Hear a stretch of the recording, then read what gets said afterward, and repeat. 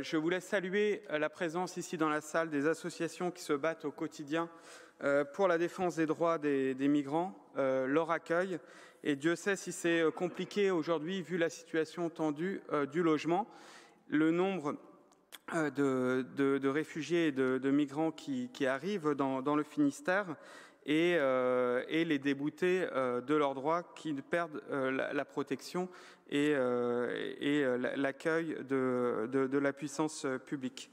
Et dire que je m'associe donc aux propos de mes collègues Kevin Faure et Pauline Louis-Joseph Doguet par rapport à la brutalité de cette mise à la rue des jeunes migrants qui les condamne bien souvent à de la précarité.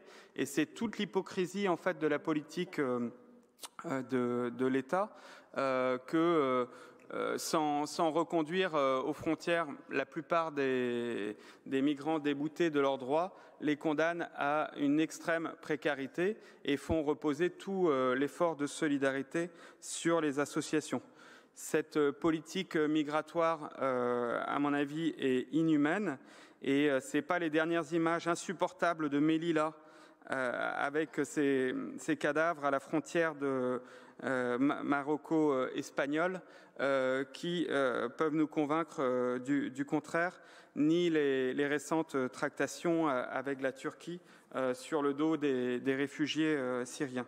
Donc il est vraiment urgent de changer de braquet en termes de politique d'immigration et de retrouver les valeurs qui, à mon avis, doivent être celles de la France, celles des droits de l'homme, celles de la protection aussi des enfants. Merci, Monsieur le Président. Sur ce que vous venez d'évoquer sur la question des MENA, entre ce fait qu'il n'y a rien qui a changé par rapport à ce qui était fait avant, est-ce que la situation d'avant de mettre des mineurs à la rue de manière plus ou moins brutale était satisfaisante pour tout le monde? Je ne le pense pas, et on le dénonçait aussi, sauf que forcément on répondait aussi à la loi. Ce que nous dénonçons dans votre manière de faire aujourd'hui, c'est la brutalité avec laquelle le département arrête, alors même que les recours en justice ne sont pas totalement purgés. Je pense que ça pourrait être une preuve d'humanité sur cette question, si tant est que idéologiquement vous êtes opposé à ce fichier et aux reconduites à la frontière de ces jeunes. Ça serait d'attendre que l'ensemble des recours possibles auprès du parquet soient purgés avant d'entamer des arrêts brutaux de l'action du département.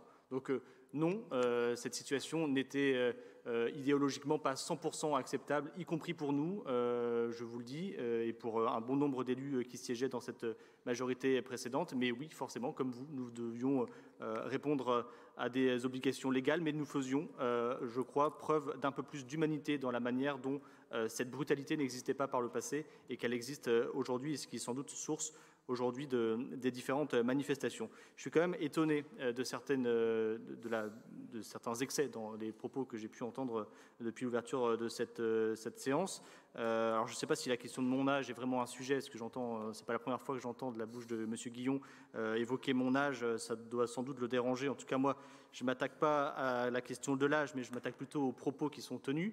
Moi, j'ai souvenir dans cette Assemblée d'avoir entendu par la bouche de cette même personne que sur les politiques migratoires, le département du Finistère avait tendance à devenir un aspirateur à immigrer. Et moi, j'entends très peu dans la bouche de l'Alliance pour le Finistère aujourd'hui dénoncer les propos d'extrême droite. Alors, vous nous dites que vous faites comme les autres et que le département du Finistère fait beaucoup plus que d'autres départements, mais rien ne vous empêche de faire encore plus. Ce qu'il faut regarder dans l'action publique, ce n'est pas l'effort qui est fait, c'est la finalité.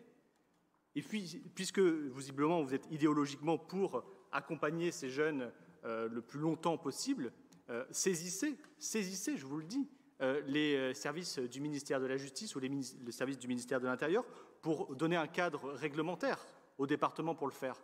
Et puisque vous aimez le name dropping, je vais en faire aussi. 2018, le département du Finistère saisit Nicole Belloubet, ministre de la Justice. Comme ça, au moins, on aura l'ensemble du nom des ministres des dernières années dans cette Assemblée qui seront cités. Le département du Finistère sollicitait justement le ministère de la Justice pour dire qu'il existait une zone grise.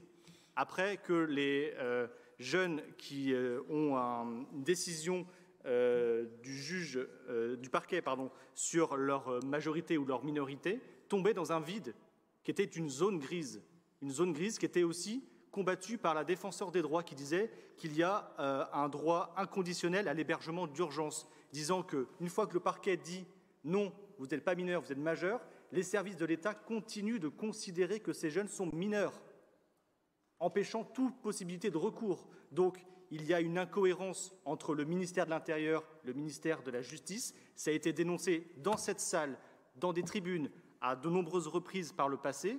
Et c'est ça qu'il faut aujourd'hui continuer de combattre pour qu'il y ait un accompagnement digne de ces jeunes qui, comme le dit la défenseure des droits, méritent un hébergement d'urgence indépendamment de savoir s'ils sont majeurs ou mineurs et doivent être du coup non plus du ressort du conseil départemental, mais sans doute du ressort de l'État.